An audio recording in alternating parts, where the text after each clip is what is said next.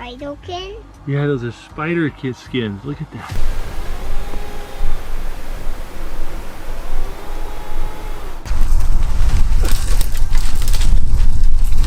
If I were to ask you to do an Estes method, come back this way. That freaks me out.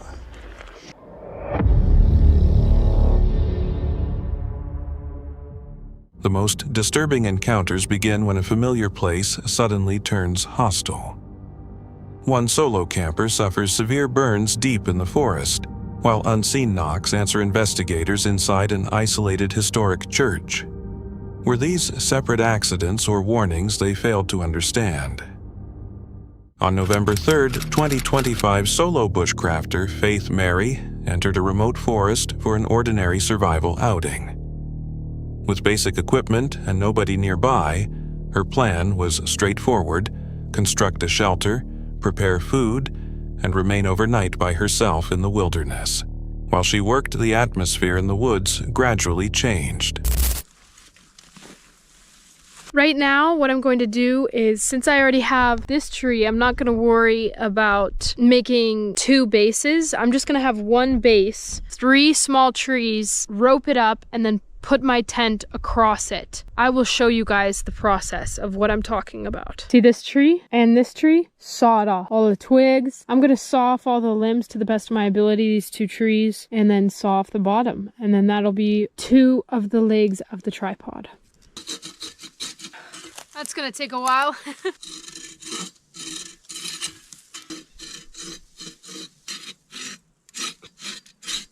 All right, you guys, that is 1 down. We just need another one, and then 1 more after that. 10 minutes later. Heck yeah, I'm already out of breath. All right, let's do this thing. 1 more to go.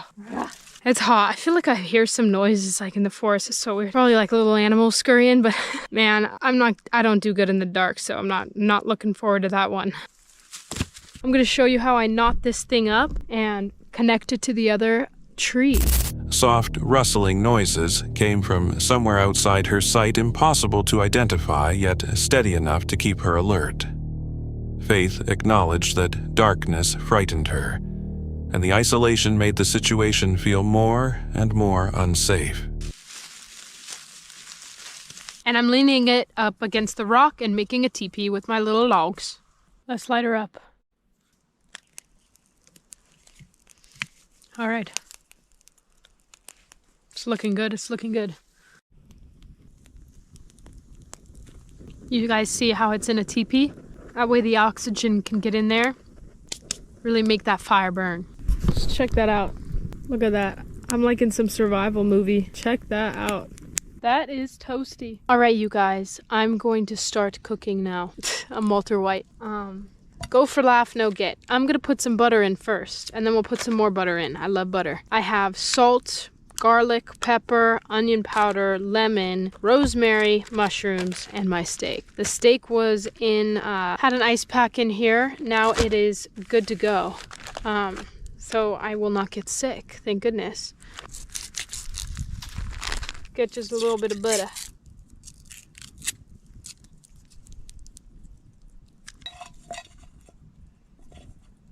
Once the shelter was complete, she began preparing her meal. Initially, the process remained calm and familiar. Then, without warning, that feeling of control disappeared.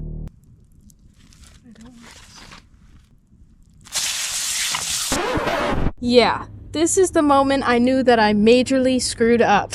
Listen, I know you guys are probably thinking, Faith, how could you be so stupid? But I promise I really tried not to let this happen. The butter was off the pan for a while, and it was just one of those freak accidents. People can make fun all they want, but I wanted to post this because I don't want to be that fake, everything's perfect YouTuber. I want to be real with you guys, and the truth is, when you're out here doing bushcraft stuff, a lot of stuff can go wrong. So this is your perfect Personal official public service announcement. Wear safety goggles. I learned that the hard way. After this, I went straight to the ER. They told me that I have a corneal abrasion. And the next day, it got even worse. So I had to go to a different hospital to get antibiotics. And now I still can't see really well out of my left eye. My skin is burned pretty bad too, but I will be okay. I'm grateful it wasn't worse, and I could have lost my vision or gotten burns all over my body. So if this makes even one of you more careful next time, then to me, it's worth posting this. The next time Faith appeared, the outing had already ended.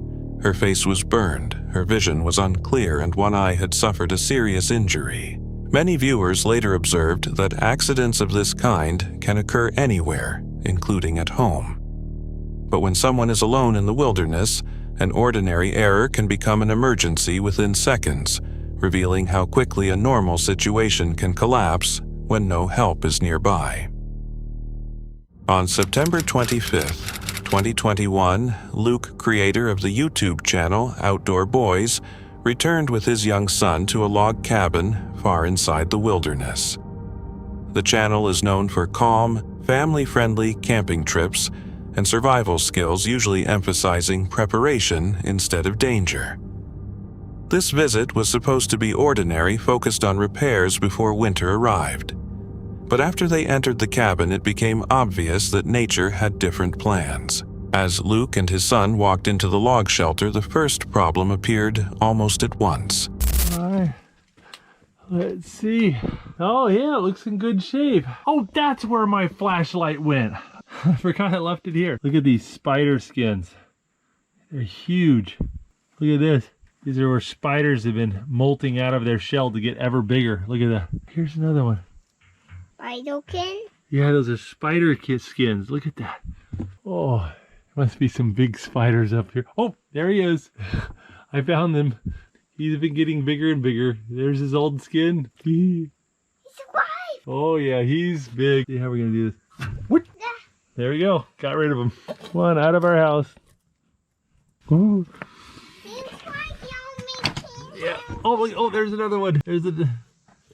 Come on. Out you go. Oh, you found a little baby one? Yeah. Yeah, let's see. He's a little baby one. Oh, I bet there's just tons of them in here. Oh, look at this. What is this thing up here? It is huge. The size of that. It's a chrysalis. We're a woolly caterpillar turned into a butterfly. Inside the wooden structure, they found a large spider living there, big enough to seem threatening at such close range.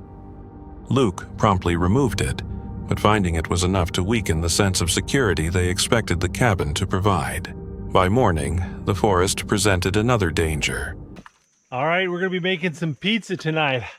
This is gonna be awesome. This is a fun little recipe. Got a little yeast, a little water. We're gonna let it sit for 5 minutes. Once the yeast is activated, then we're gonna knead it into dough. Yeah, you think that's gonna make yummy pizza? Yeah. All righty.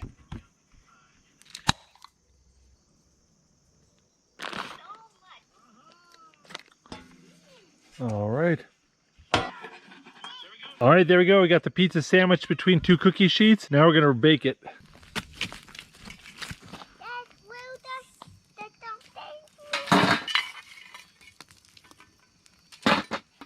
All right, let's see what we got.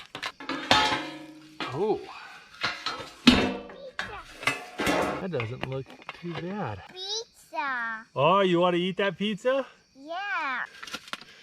That actually turned out really well. That is all. It could be I'm so hungry, but that tastes good. Oh, that was so good. You like your pizza? Yeah, that's good stuff, isn't it? Are you pooping? We're gonna sleep right next to you. Boots off, take your boots off. We've got full bellies, we're tired, it's late. I'm gonna get to bed because we've got a lot of work to do in the morning. I'll see you guys in the morning. Well, good morning. We had an okay night's sleep. Got a little cold this morning, and we're gonna get some warm breakfast in us, and that'll help warm us up a little bit. Me and Jake got a lot done today. Look at that. That is a healthy pile of firewood. But two things have happened. One, Jacob's pooped like a bazillion times and we kind of burned up our entire allotment of diapers. So we need to go get more diapers. And two, Jacob has been saying he misses mommy and wants to go home. Is that right? Yeah, I want to go home right now. I think what we're gonna do is go home, get Jacob changed, let him see mama, and then tomorrow we're gonna come back and finish this project and do some more camping. Does that sound like a good plan? Yeah, and your camera broke. My camera broke. Yeah, my tripod broke. Look at all those mosquito bites though. You have so many mosquito bites on your face. Woo. And in my eyeballs. And in your eyeballs. Yeah, let's go home and get you a bath, shall we? Well, we're back at the house and it's another day and I'm heading off to the cabin to finish our project, but I don't think Jacob's gonna come with me. And Mama won't let me borrow her baby again if I bring him back in this condition. Look at that. Oh no. Actually, Jacob's got a play date with some friends today, apparently. So he's gonna stay and hang here and Tommy and Nathan are at school, so it's just Daddy.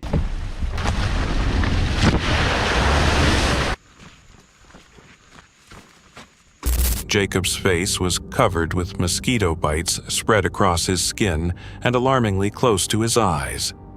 It served as a quiet but serious reminder that wilderness conditions can be especially hard on children.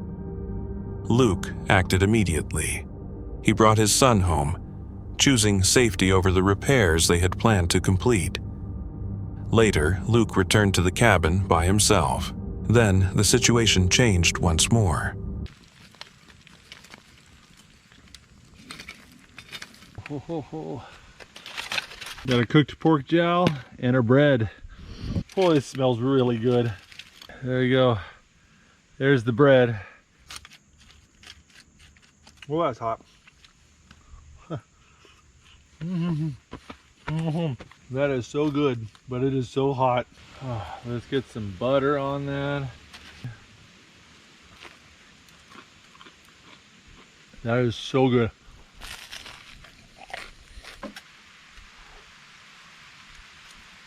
Like salty peppered bacon. If you've ever eaten bacon and thought to yourself, I love this, but it needs to be bigger and fattier, pork jowls might be just your thing. In case you're wondering what pork jowls are, it's the cheeks of a pig, but not his butt, his face. Just trying to enjoy my dinner and the rain gets started for realsies. Gotta get out of here. Oh, well, I guess I'm finishing dinner in here. And it's really coming down. There's some thunder going too. That was so good. Well, we got thunder and lightning and heavy rain going on. I'm gonna sit here and hunker down and see if it passes. See what happens. We only have a few hours of daylight left. Well, it's been raining for about 2 hours now and it's cozy. I mean, if I had my little buddy here, I would be curled up with Jacob and we'd be watching movies and it'd be no big deal. But this is lame by myself. So I'm not gonna be able to get everything done before sunset. So I think I'm just gonna go home, wait till the weather gets a little better and come back and finish the cheeking later. As evening drew near, a storm arrived. Rain hammered. The roof thunder moved through the trees and lightning flashed around the clearing.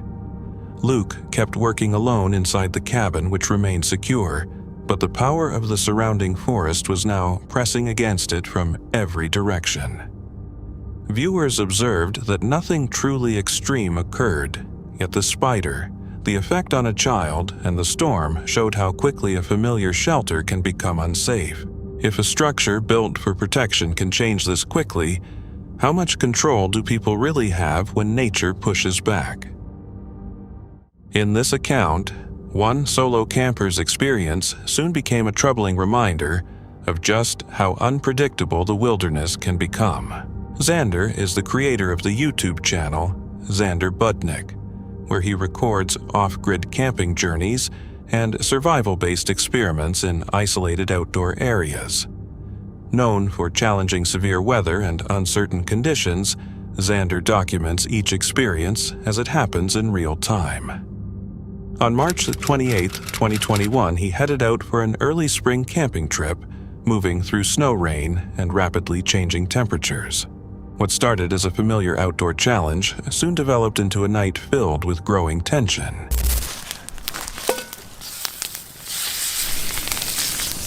I'm gonna let the fire settle before I cook the steak. That'll be a better idea. So I'm gonna wait on that.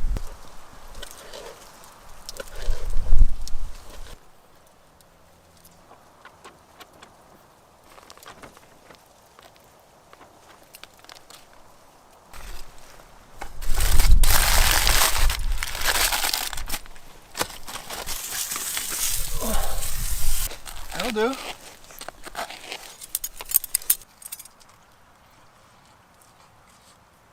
Yep, it worked. That definitely worked. After finding a level patch of ground without snow, Xander began arranging his camp and preparing a basic meal. The difficult weather and rough landscape made even ordinary tasks more challenging than anticipated. So it's getting to be about that time where bears are coming out of hibernation. Just to be safe, I'm going to start hanging my food up in trees again, away from camp. I attached this long piece of paracord to this log and I hucked it up over a branch. But all the rope came with it and the log got caught about 20 feet off the ground. Hey, I got it back and we're ready to give it another attempt at a different location. There, it's about 20 feet up. When I'm ready to go to bed and done with all my food and dishes, now I'm bringing it over there, hang it up, go to bed. Today was supposed to rain all day, but it looks like it's not going to rain. It looks like I'm right in this clear patch between two systems. So I'm right in the sweet spot to miss it. I see lightning far off in the distance over here. Great, but not great. As daylight gradually faded into evening, he suspended his food away from the campsite to reduce the chance of attracting bears that could be waking from hibernation. After securing the food at a safe distance, Xander finally settled down for the night.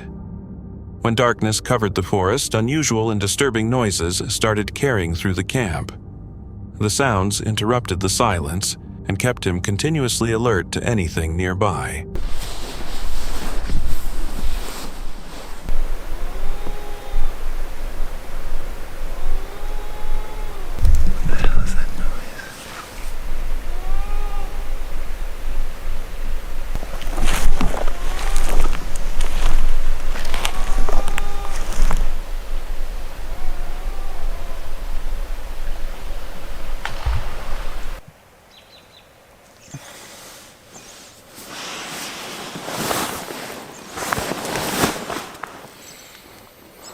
After he eventually fell asleep, piercing cries suddenly rang across the surrounding wilderness, immediately bringing Xander back to complete awareness. Whatever produced the cries remained concealed somewhere beyond the darkness. Their unfamiliar, nearly unnatural quality created a tense and uncertain atmosphere, making it impossible to identify what might have been nearby. That was a great trip. So I was anticipating rain this whole time, but what we got was just perfect hiking and camping weather. There's no bugs still. Bears are just coming out of hibernation, so I have to deal with the food, and that's an added little bit of discomfort because I don't know how bears act in early spring, especially when they're coming out of hibernation super hungry. I don't know what a bear's like after they come out of a 3, 4, 5 month hibernation period. Hopefully the bear wouldn't be coming sniffing me thinking I'm food. Even after morning light entered the forest, the memory of those unsettling sounds remained vivid. Something had obviously moved somewhere outside his view, but how close the possible danger came before he became aware of it remained completely unknown.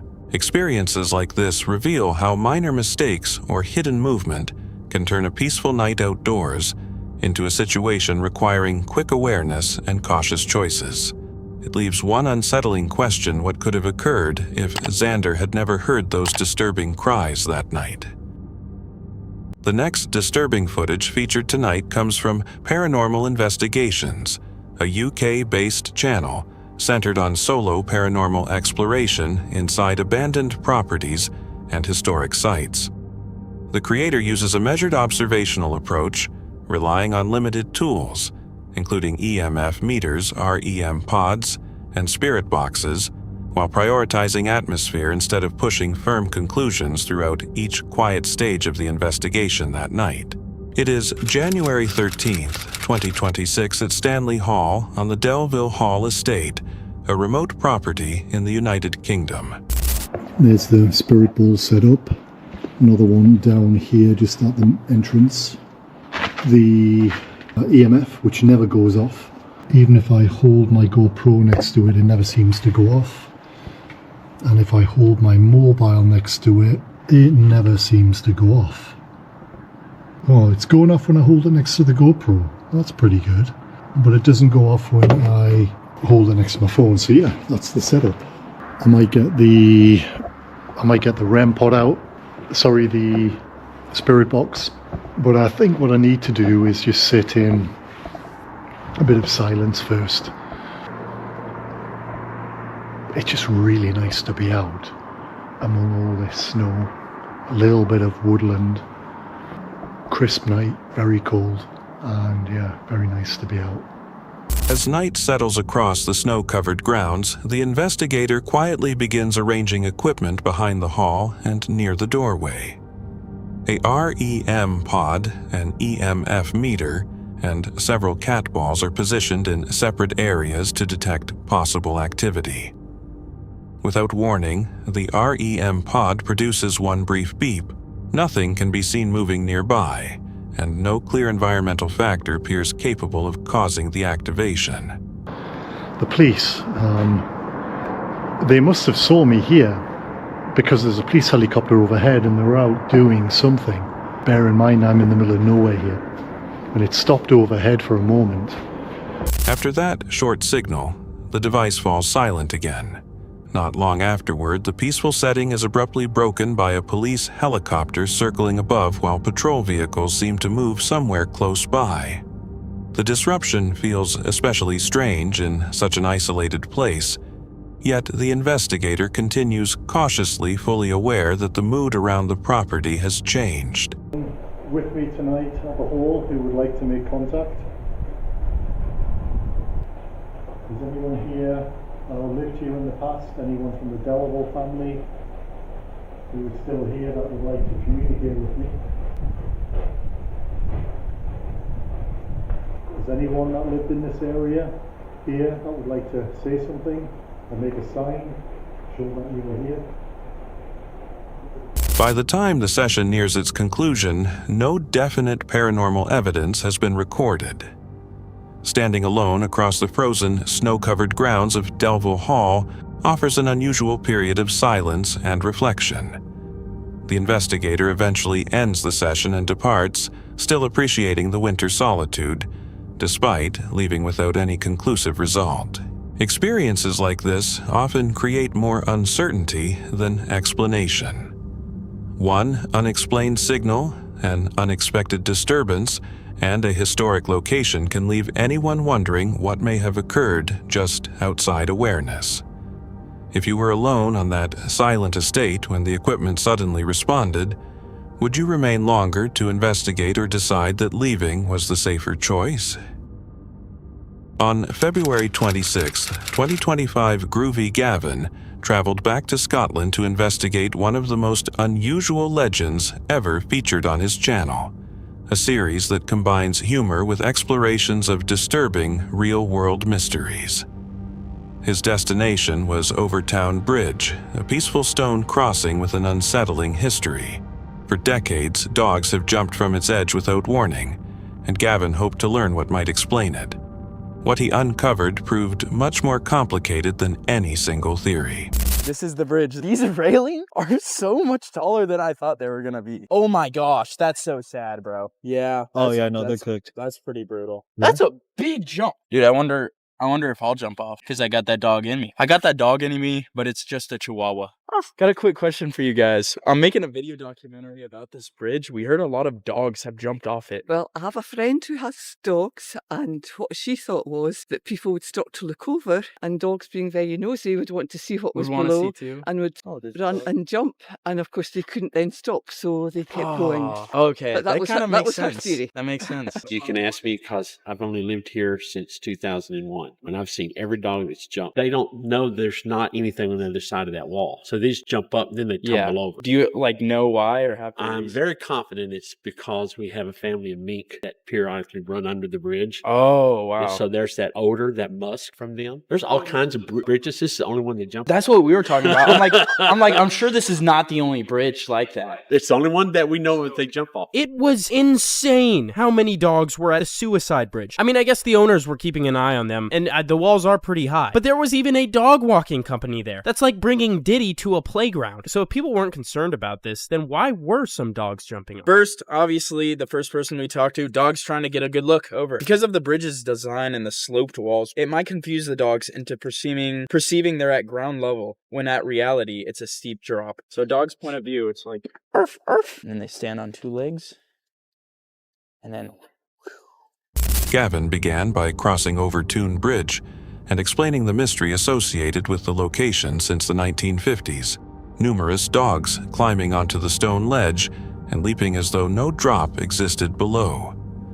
Local explanations ranged from curiosity to the possibility that the bridge's angle changes what dogs believe they are seeing. Yet, the more Gavin examined the reports, the stranger they became, suggesting that vision by itself might not fully explain the behavior. The first theories we're going to test is the sound one as well as the minks. So humans can hear up to 15,000 to 17,000 hertz. So anything above that, humans can't really hear. So I'm going to play this sound. I'll play it for you guys as well to see how high of a frequency we can hear. Tell me when you can't hear it anymore. This... So all the dogs in the vicinity are gonna freak out. Oh, true. Okay, this is 10,000 hertz. Still can hear it. Okay, 12,000. Can you hear it, so? I can't hear it now. You can't? No. Oh, it just went away. So I have a hearing age of 31. Damn, that's terrible. You have one of like 40, bro. But I got an app you can test frequencies with. It's called Spectrum View. Wait, it's saying the spectrum is really high over here. Like, I guess it would be over here. It looks like it's clicking. It would have to go up to over 10,000. It does look like it keeps spiking up to like 1,000, but that's not nearly enough. Okay, I guess we should probably go down there. Dude, if my dog jumped off a bridge because of a mink, I would find that mink and I would make myself a mink coat. Actually make a rug out of him and I'd put it right next to my toilet. So when I pee, all the pee flakes would bounce back and land on him for eternity. I'm not picking up any high frequencies now. It would have to go literally over like 15,000. I think if there was one, we would hear it. No, we wouldn't hear it. That's a whole... Sorry, we wouldn't hear it. This would pick it up by now. Probably. Yeah, this theory, honestly, this is the worst theory in my opinion. I'm not going to completely dismiss it, but I'm going to say it's very unlikely. So we moved on to the next theory, the mink theory. I do have to say, it smells so bad right here. So there's that odor, that musk. Either really, really bad trash or like something's dead. Like, especially right here, somewhere like over on this side. Dude, I feel like they would definitely like live right here. Yeah, I smell something, bro. Yeah, I actually smell that too. It is coming from here, bro. They probably took the dog in there, dude. Yeah. I think this is where the minks would be, bro. You gotta get in here. Oh, they did say they were musty. Yeah, I don't know how we would really lure them out. Minky! You see them all scurry out? Wait, hold on. We gotta listen for the mink sound. Oh, that could sound like a bird. Wait, maybe they'll come. To examine the physical possibilities, Gavin measured high-frequency sounds that would normally attract or disturb dogs. The results remained beneath levels known to affect them, making hidden frequencies an unlikely cause. He then went below the bridge to search for odors from mink or other animals that dogs might naturally chase. The strong smell made that explanation seem possible, but he found no definite animal source, leaving the theory caught between reasonable logic and uncertainty. The investigation still seemed to require another possibility. Finally, Gavin examined the most controversial theory that an unseen presence might be connected to the bridge's history. Paul Owen, a researcher, spent 11 years studying the bridge and is convinced a ghost is behind the incident. We're gonna start up here on top of the bridge and then go below it, where I guess all the dogs have fallen, which is way creepier. I kind of want to, like, walk around with it, because, you know, maybe it goes off, like, near where something jumped or something. I feel like it would have been at one of these things, like near here. There's quite a few of these. If this started going off fully at one of these spots, I'd be a little sussed out. Right here? Okay. No. No. Okay. Well, this is a big nothing burger. I have another piece of ghost equipment, which is a lot more fun to use. This is called a spirit box. It's dead. Ghosts do make things go dead. It's either a ghost just turned off my spirit box, or I haven't changed the batteries in probably a month or two. Is anyone here tonight? Kinda heard yes. It's really quiet right now. Is it true that a baby was thrown off this bridge?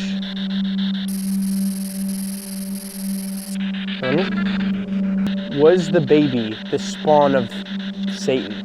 Hit us with a wah, wah. Bitch, I'm the baby. Sounded a little bit like yes. I got something that you might like, Mr. Cucumber. That's not his name, dude. You do This that, is you do that. Mrs. Pickles. And you know, cute? He said cute. Oh yeah, he is cute. He is a pretty cute dog. I like huskies. What's your favorite type of dog to throw off the bridge? Humans. Do you want this husky as our sacrifice? Said something. Might have said do it. Jump. All right. If you don't say anything, I'm throwing Ethan off the bridge. Do with me as you will. Stand up there. No, I'm not standing up here. Stand up there. I'll go right here. Cause I'm gonna slip, bro. Testing? What are you testing? Are you testing my body? He's testing your trust in him. Between me and you, I don't trust you, nor do I fuck with you. What's your name? Speak up, I cannot hear you. Lucky? Okay, we're not getting too much luck up here, so I think we're gonna go down below. We're now at the bottom, so all along here, I'm assuming is where the dogs and probably baby would have fallen and died. Could you say that again? Look where? Oh shit, oh my god, I thought I saw something behind you. Behind me? Yeah. Fuck. Wait, did it say look back? Should we go over there? That's what they do in a horror movie. Do you have something to do with the dogs jumping off here?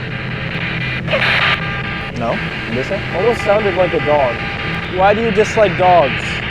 What's your beef with dogs?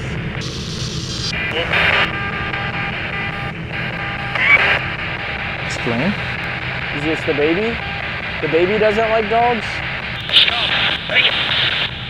Stop something. Stop recording? Shit's a Karen, bro. How about you stop making dogs kill themselves? How about that? What? Bro, that sounded like a clear-ass no.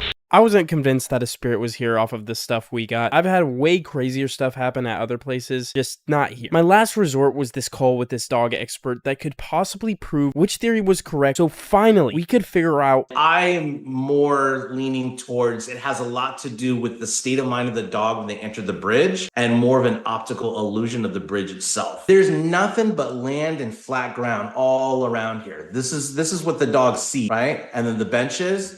Now, if I was an owner and I say, okay, I'm here at the bridge, this wall was 8 feet tall and you were blindfolded and you had your arms along that wall and all of a sudden on the lookout, you felt the wall disappear and walked onto that lookout. Without taking your blindfold off, you would already assume that you weren't on the bridge anymore. And so there's a ledge blocking you so you don't walk off the lookout. But did you notice that when you walked off to that the ledge curved downwards? The curvature almost looks like a continuation of the floor. That is one of the lookouts. My gosh. You could see the optical illusion that there's ground. When you hear the facts that people are sharing their stories of their dogs that jumped, there's a commonality in that. As the dog never stood on the edge to look first, it literally took a leaping jump before it even got to the wall and literally cleared the wall. The only reason why a dog would jump that way if it had a line of sight of the ground on the other side. And there, we got it. To put it as simply as possible, from the dog's point of view, they don't know it's a bridge. It just looks like flat ground. So they jump with zero hesitation. It's just a honestly terrible design for a bridge for dogs to walk on. Beneath the structure, he used a spirit box and questioned whether anything there was influencing the dogs. The device appeared to reject that possibility. However, after he asked about a child linked to an incident many years earlier, it produced a response urging him to stop filming, leaving Gavin uncertain whether the timing meant anything or was simply coincidence. Without solid evidence supporting either supernatural or scientific conclusion, he reviewed what he had found and ended the investigation, still considering every explanation. Some viewers felt the spirit box results suggested something deeper, while others emphasized the visual illusion discussed by experts. With uncertain audio, powerful animal sense, and a bridge designed in a way that may confuse canine perception, the truth remains complex and unresolved. If dogs really mistake the drop for flat ground, why have so many owners noticed hesitation specifically at this bridge, and why did some responses appear to match Gavin's questions? Perhaps the answer lies not in what can be seen, but in what remains invisible. On November 10th, 2025, Dawson and Michael of the YouTube channel Dawson Toller went back to the Primitive Baptist Church in Cades Cove, one of the places closely tied to the Appalachian accounts they explore. Their channel frequently takes them through historic locations with disturbing reputations, and this trip became their first complete investigation there since their experience at Bell Witch Cave. This church was founded in the year 1827, but without a proper location, many gatherings took place in nearby cabins, and it wasn't until 1832 that a long-term church was built, eventually outgrowing the size and erecting this current version in the year 1887. One common paranormal occurrence here at the church is that of a recurring apparition of a woman showing her face and even walking through walls at the Primitive Baptist Church. When in December of 1921, Josiah Gregory, aka Joe Banty, has been charged with arson shortly before his attempted murder charge. He burned down not only his brother-in-law, John Oliver's barn, but also his father-in-law, William Oliver's barn, on the same night. Both of them were pastors, aka elders, at this very church. After the first barn was burned, friends and family had arrived to help. With how much of a madman Josiah was, things likely could have ended way worse that night for the elders at the Primitive Baptist Church. So inside of this church, there was never any deaths. Horror movie creepy, but it's absolutely creepy at night. You're all by yourself, there's no service. Just an old abandoned church in the middle of the Appalachian Mountains. Basically the church, it's just a one-room church. There's pews, that's basically it. They opened by discussing the church's extensive past, tracing its beginnings to the 1800s, and its link to regional stories including the old tale connected to Josiah Banty. The cemetery outside the church is the oldest cemetery in Cades Cove. 399 total graves have been documented, but many of them are unmarked. This isn't from a nefarious reason. This is due to the stones sinking into the ground and the fact that some of the gravestones were nothing more than large rocks that tourists have taken over the years. Hello? We're back. My name is Dawson. I'm saying hello to anybody inside of this church or the cemetery behind it. Could you please show us some sort of sign, whether it's a knock, trigger one of the devices we have, use your voice, anything like that. Outside, the cemetery contained hundreds of identified and unmarked graves, making the location feel heavier as they entered to begin the investigation. Nothing at that point hinted at how the night would change. After darkness arrived, they returned to the pews and positioned their equipment near the front. Shortly after presenting themselves, a distinct knock rang through the room. That was pretty loud. That was cool. And are you hearing a whistling outside or no? Remember earlier you said you were hearing a whistling inside of the church?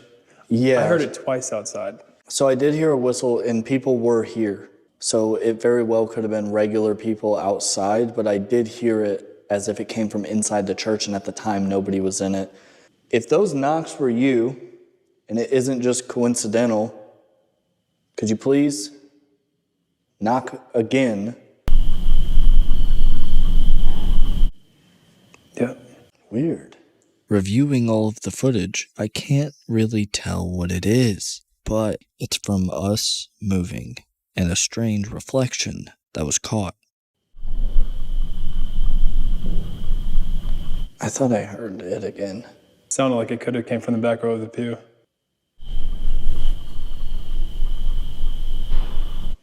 What the fuck? Right there. Oh, right there. Additional knocks came from several areas inside the church, while Michael recalled hearing whistles outdoors and earlier within the structure. Their focus intensified as every noise appeared to respond to the previous one. As the activity continued, they began the Estes method. If I were to ask you to do an Estes method. So? Let's do it. It's completely up to you, buddy. Let's do it, man. Let's do it. Hello. Estes Dance method. on it. Handsome? Are you trying to say that he is handsome? Because I was talking about him at that moment. This is, I know he's right here, but it's so freaky right now. You're back. We're back. Yes, we are back. Do you remember us? Is there anything you would like to tell the world? Tell people? Knees down. Knees down. But we're doing something called the Estes method, and he is the only one 100%. He's the only one that can hear you. So if you could... You're wanted here. Wanted here. You are. I am? Oops. It was you. It was here. I think I'm going to end the Estes method, so... Not really. I'm going to be ending this. Is there one last thing you would like to say? I don't like you. Headphones covering his ears, Michael repeated several messages produced by the device, including references to appearance, their return, and a direct expression of dislike. The responses made both of them stop, although the pattern eventually weakened. They decided it was time to move the investigation somewhere else. Guys, we are officially heading into the cemetery. Is there anybody in this cemetery that's walking with us? Log. Remove. Dude, was that your hair I just heard? Did you hear my hair? Play with your hair again real quick. Oh no. What'd you hear? I didn't hear anything. Let's start walking back this way. That freaks me out. I thought maybe it was just your hair scraping against your hoodie. But if not, it was definitely something in the leaves. Just making noise.